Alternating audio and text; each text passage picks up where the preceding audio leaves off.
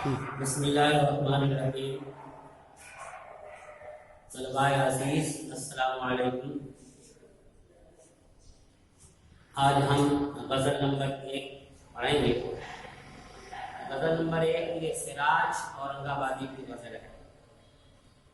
میرے عزیزو، غزل یہ مشہور صنف سخن ہے، بلکہ یہ کہہ لو کہ سب سے زیادہ مقبول صنف سخن ہے۔ پہلے اس میں حسن و عشق کی باتیں ہوتی تھیں، عورت سے بات کرنے کو بھی غزل کہتے تھے، لیکن اب غزل کا مفہوم بہت ہی زیادہ وسیع ہو گیا ہے۔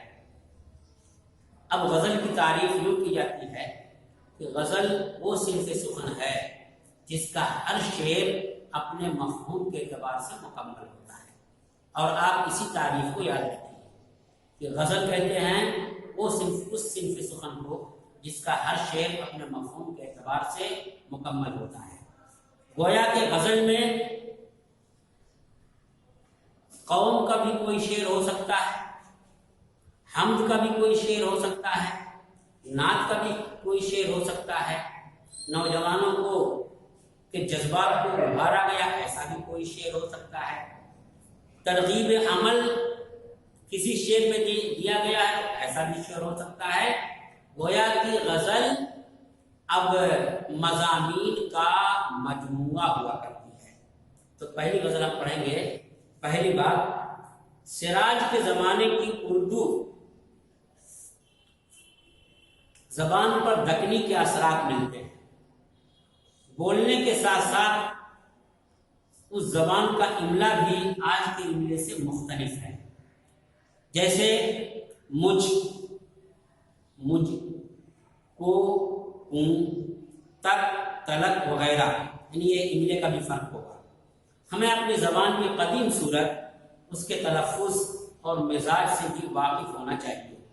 ذیل کی غزل میں اس کی اچھی مثال موجود ہے۔ جان پہچان، سید شاہ سراج الدین سراج 1712 میں اورنگ آباد مہاراشٹر میں پیدا ہوئے۔ سراج کو صوفی شاعر کہا جاتا ہے۔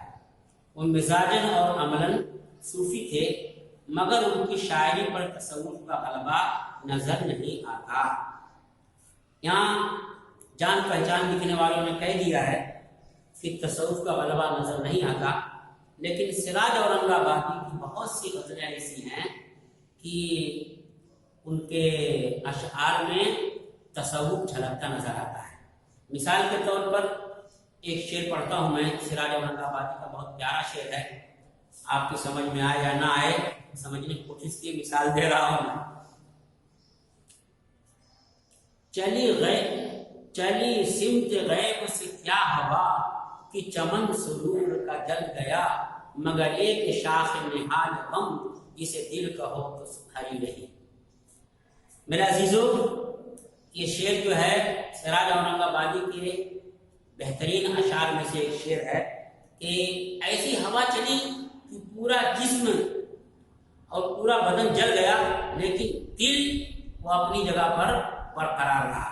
ایک تصوف والا شاعر بھی کہہ سکتا ہے۔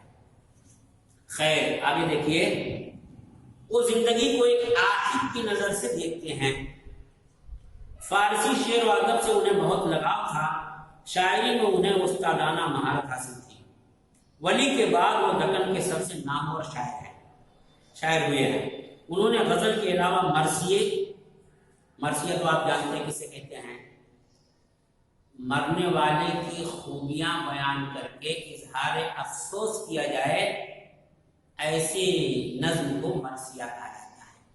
اب اس کی دو قسم کی جاتی ہیں، سخشی مرثیہ، کربلائی مرثیہ۔ اگر حضرت امام حسین رضی اللہ تعالیٰ عنہ اور واقعات کربلا اور ان کے رفقا کا بیان ہو تو کربلائی مرثیہ ہے۔ اس کے علاوہ کسی کا بھی مرثیہ کہا جائے تو وہ شخصی مرثیہ کہلائے گا۔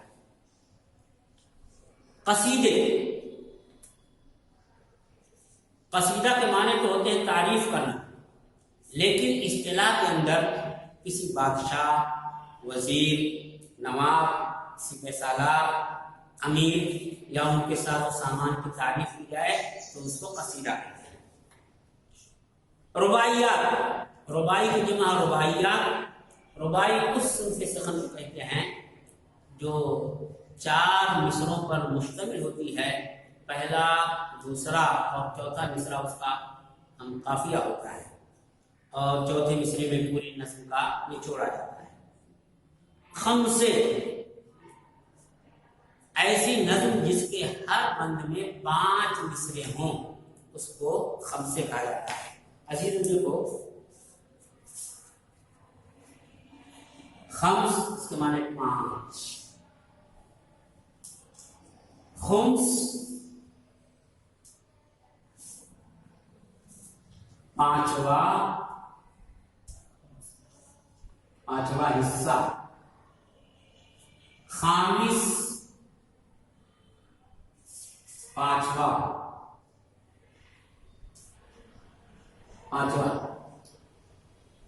خامس اور خمس 5واں حصہ۔ جو اسلامی بیت المال کے اندر فوج کی طرف سے جو حصہ آتا ہے وہ 5واں حصہ بیت المال کے اندر داخل کیا جاتا ہے، اس کو خمس کہا جاتا ہے۔ گویا کہ خمس ہے یہ مال غنیمت کا 5واں حصہ ہوا۔ اور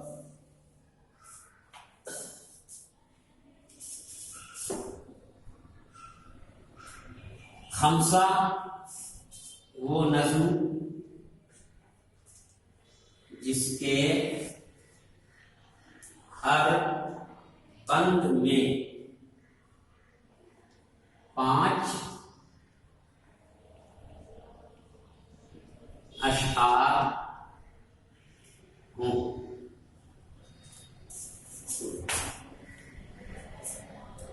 اور مثنویات بھی لکھی ہیں۔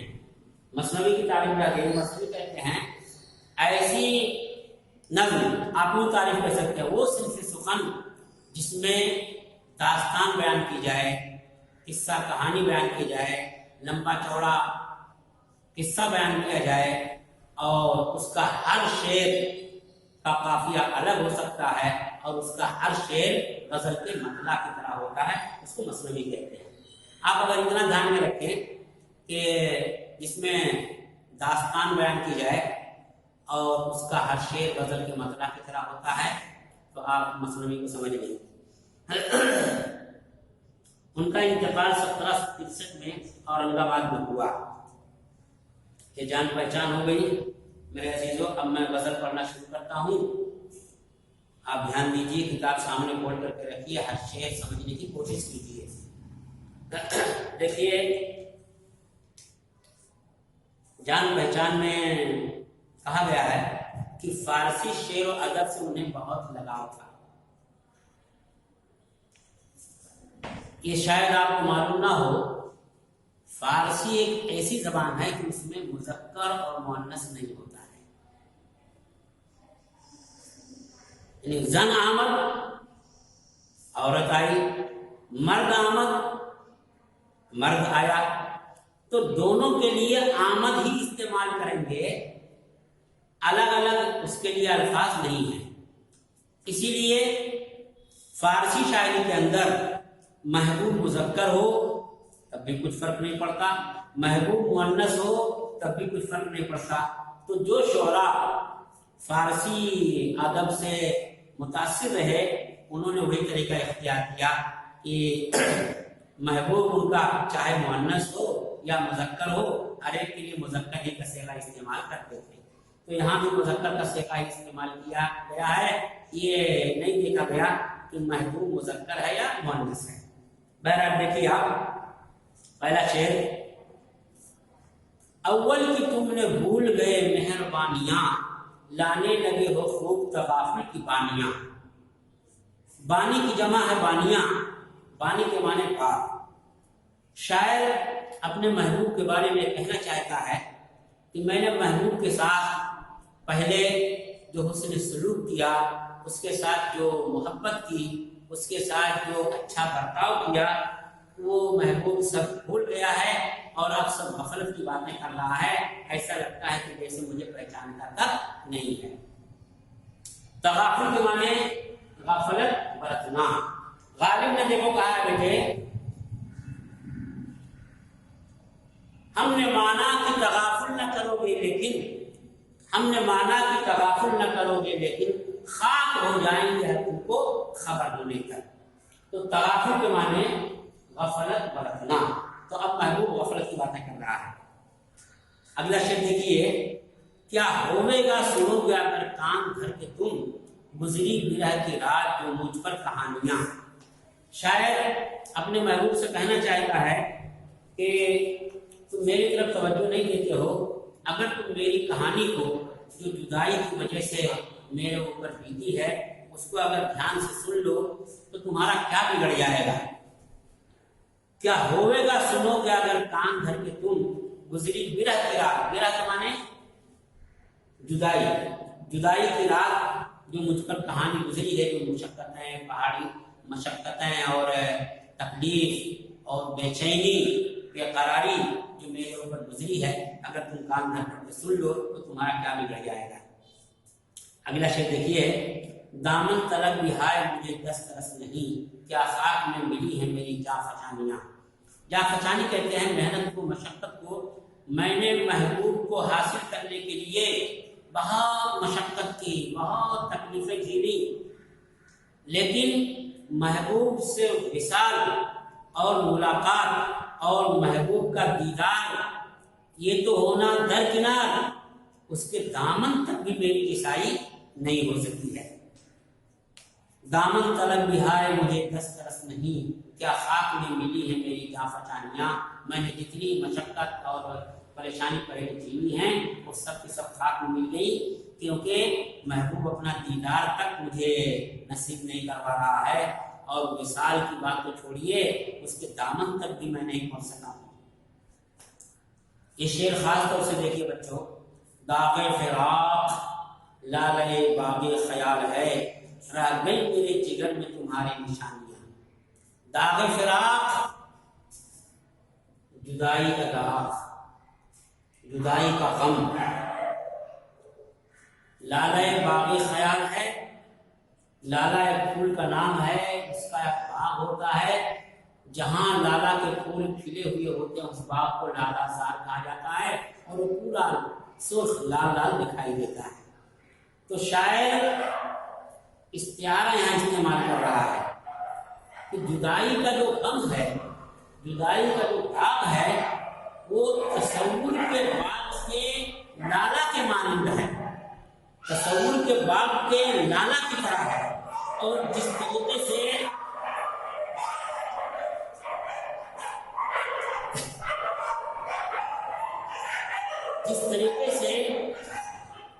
لالا پھول کے اندر ایک کالا داغ ہوتا ہے، اسی طریقے سے تمہاری جدائی کی وجہ سے میرے دل کے اندر ایک داغ پڑ گیا ہے.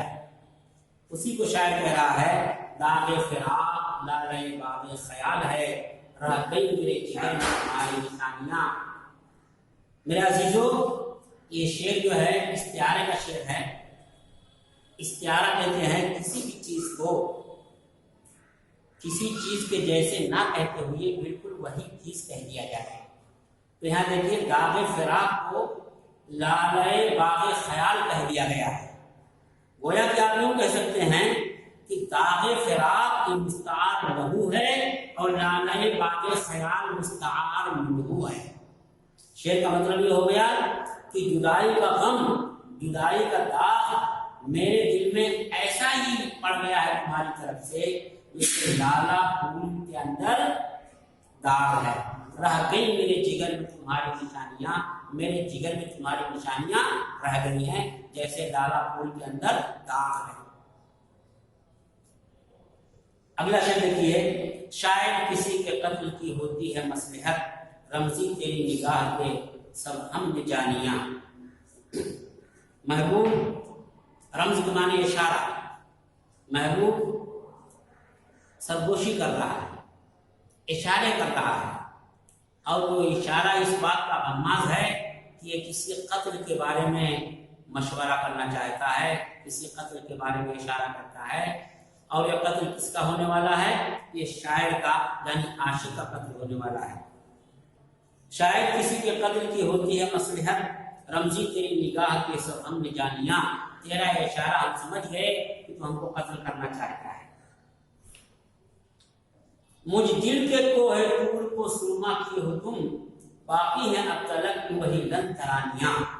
میرے عزیزو، اس شعر کو اچھی طریقے سے سمجھو، یہ تلمی کا شعر ہے۔ پہلے میں آپ کو تلمی بتاتا ہوں، پھر اس کے بعد اس شعر کی تشریح کریں گے۔ تلمی یہ ہے کہ حضرت موسیٰ علیہ السلام یہ کلیم اللہ ہے، اللہ سے بات کرتے تھے، کوہ طور پر جاتے اللہ تعالیٰ سے کلام فرماتے، لیکن اللہ تعالیٰ نظر نہیں آتے تھے۔ ایک مرتبہ موسیٰ علیہ السلام نے اللہ تعالیٰ سے عرض کیا، رب ارنی، اے میرے رب مجھے دکھلا دیجیے۔ باتیں کرنے میں ان کو اتنا مزہ آ رہا ہے کہ دیدار کا شوق پیدا ہو گیا، اور اللہ تعالیٰ سے کہہ دیا رب ارنی، اے میرے رب مجھے دکھلا دیجیے۔ اللہ نے ارشاد فرمایا لن ترانی، تم ہرگز مجھ کو دیکھ نہیں سکتے۔ لیکن موسیٰ علیہ السلام ضد کر رہے ہیں رب ارنی، اے میرے رب مجھے دکھلا دیجیے۔ تو اللہ نے ارشاد فرمایا انظر الی الجبل فإن استقر مکانہ فسوف ترانی، اے موسیٰ اس پہاڑ کی طرف دیکھو، اگر وہ اپنی جگہ پر ٹکا رہا تو تم مجھے دیکھ لو گے۔ تو اللہ تعالیٰ نے تجلی فرمائی پہاڑ پر، پہاڑ جل کر کے خاک ہو گیا، سرما ہو گیا، اور حضرت موسیٰ علیہ السلام بے ہوش ہو کر کے گر گئے۔ یہ قصہ اللہ تعالیٰ نے تفصیل کے ساتھ 9ویں پارے کے اندر سورہ اعراف کے اندر بیان فرمایا ہے۔ فلما تجلی ربہ للجبل جعلہ دکا وخر موسیٰ صعقا، تو جب اللہ نے تجلی فرمائی تو پہاڑ ریزہ ریزہ ہو گیا، ٹکڑے ٹکڑے ہو گیا، جل جل کے خاک ہو گیا، اور موسیٰ علیہ السلام بے ہوش ہو کر کے گر پڑے۔ میرے عزیزوں، اب سمجھو اس شعر کو، شاعر کیا کہنا چاہتا ہے؟ شاعر یہ کہنا چاہتا ہے کہ جیسے کوہ طور سرما ہو گیا، اسی طریقے سے تم نے میرے دل کو جلا کر کے خاک کر دیا، ٹکڑے ٹکڑے کر دیا، ریزہ ریزہ کر دیا، لیکن اب بھی تم کو تسلی نہیں ہوئی ہے، اب بھی تمہاری وہی لنترانیاں باقی ہیں، اب بھی تمہارا دیدار مجھ کو نصیب نہیں ہو رہا ہے، اب بھی تمہاری مہربانیاں میرے اوپر نہیں ہو رہی ہیں، ابھی وہی لنترانیاں تمہاری باقی ہیں، وہی جو بڑی بڑی باتیں عقل کی غرور کی تھی، وہی باتیں اب بھی تمہاری ہیں۔ کیا کہ مجھ دل کے کوہ طور کو سرما کی اور تم، باقی ہیں اب تلک بھی وہی لن ترانیاں۔ میرے دل کے کوہ طور کو تم نے سرما کر دیا ہے، جلا کر کے ریزہ ریزہ کر دیا ہے، اور اب تک وہی لن ترانیاں، وہی بڑی بڑی باتیں، وہی دلیں، یہ سب تمہاری باقی ہیں۔ میرے عزیزوں، تو یہ تلمیذ کا شعر ہے، اور ساتھ ہی ساتھ اس میں استعارہ بھی ہے۔ استعارہ یہ ہے کہ یہاں دل کو کوہ طور کہا گیا ہے، کوہ طور کی طرح نہیں کہا گیا ہے، کوہ طور کہہ دیا گیا ہے، اس لیے استعارہ بھی ہے۔ آخری شعر دیکھیے، کبلگ روا رکھو گے تغافل سراج پر، اب اس قدر بھی خوب نہیں سرگرانیاں۔ روا کے معنی جائز،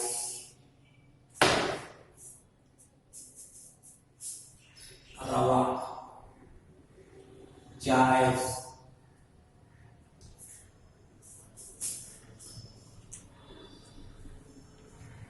کب تک، قبلک، لک کا مطلب یہاں کب تک روا رکھو گے تغافل سراج پر، سراج سے کب تک غفلت برتتے رہو گے، کب تک بے توجہی کرو گے، اب اس قدر بھی خوب نہیں سرگرانیاں، اتنا گھمنڈ کرنا، اتنا غرور کرنا، اتنا اکڑنا یہ بھی مناسب نہیں ہے، لہذا اب یہ ختم کرو، اور اب سراج پر غفلت مت کرو، بلکہ اس کے ساتھ مہربانی کا اور اچھا سلوک کا معاملہ کرو، اور عقل، غرور، تکبر، کبر یہ سب چھوڑو۔ میرے عزیزو، یہ غزل یہاں تک ہو گئی۔ السلام علیکم ورحمۃ اللہ وبرکاتہ۔